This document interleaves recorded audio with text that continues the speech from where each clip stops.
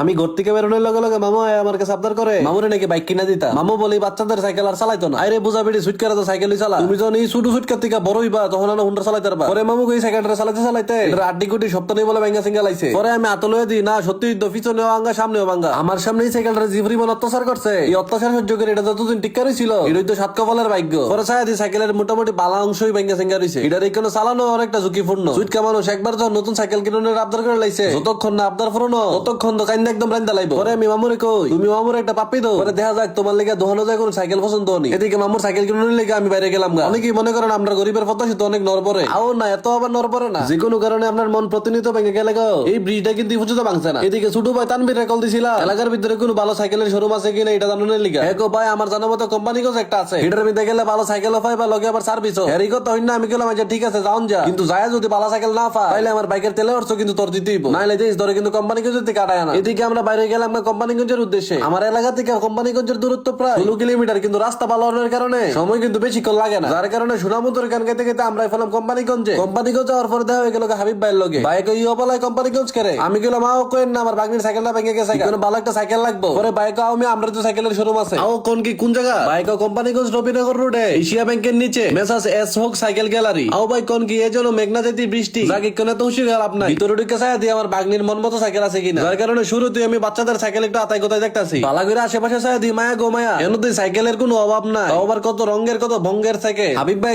ডিসপ্লেতে যে পরিমাণ সাইকেল সাজায় রাখছে এর থেকে বেশি সাইকেলের পার্টস স্টকে আছে। স্টকে কম রাখার কারণে সে দুলা ভালো বলে ফেলে যায়। আর আমরা বাঙালির কাম হচ্ছে টুক ধরো মাঝে মাঝে একটু ভালো ফিরে থাকলে মানুষ মনে করে জিনিসটা মনে পুরানো হয়ে গেছে। মানুষের কথা কি কম আমি নিজেও মনে করি ছোটবেলা আমার জীবনের শেষ ইচ্ছা ছিল একটা সাইকেল। আমার ইকোনো স্পষ্ট মনে আছে একটা সাইকেল কিনা তো লেগে আমি আব্বা আম্মা রেখেছিলাম আমার জীবনের শেষ চাওয়া হয়েছে একটা সাইকেল। এই সাইকেলটা কিনা দিলে আমি আর জীবনে কোনো কিছু কিনার বাইনা ধরতাম না। এমনকি সাইকেল কিনা দিলে খাওয়ান না করলে চলবো। শেষমেশ ক্লাস 4 উঠার পরে সাইকেল কিনা দেওয়ার পরে মাঝে মাঝে সকালে ঘুম অটোমেটিক ভেঙে যেত সাইকেল চালানোর লিগা। সময়ের পরিবর্তনে কত শখ পরিবর্তন হইলো এমনকি কত সাইকেলও পরিবর্তন হইলো। একটা সময় যেতের কাছে একটা গিয়ার সাইকেল থাকতো এই দুই থাকতো সবার কেন্দ্রবিন্দুতে। এদিকে কেন কিন্তু অনেক ধরনের বাচ্চাদের সাইকেলও আছে। বাচ্চাদের সাইকেল দেখতাম যে একটা সিজু দেখে আমার মনে কৌতূহল জাগছে। পরে আমার কৌতূহলী মন লয়া হাবিব ভাই রেডিয়া সিজুটা নামাইলা। হাবিব ভাই ফোনে তিনটা খোলার পরে দেখি আরে এটা যে প্রাইভেট জেট। আরে কোন দোনো এলাম সাইকেলের টিয়া প্রাইভেট জেট পাওয়া যায় ইকোনো তো আমি অনেক আবেগ আপ্লুত হয়ে যেতেছি কারণ কোন ধরনের পাসপোর্ট ভিসা ছাড়া এই প্রাইভেট জেট দিয়ে আমার বন্ধু বান্ধব ইউরোপ যেতে না। হাবিব ভাই কইতেছে চলো তোমার হলে ঘুরানো যায়। আমি গেলাম ভাই ঘুরান তো অন্ধকার তাহে আপনি আমার অন্ধকারে নিয়ে কি করবে। পরে ডরে ডরে যাই দেখি ওমা যায় দেখি আমার জীবনের থেকে ঘুরানোর আলো বেশি এন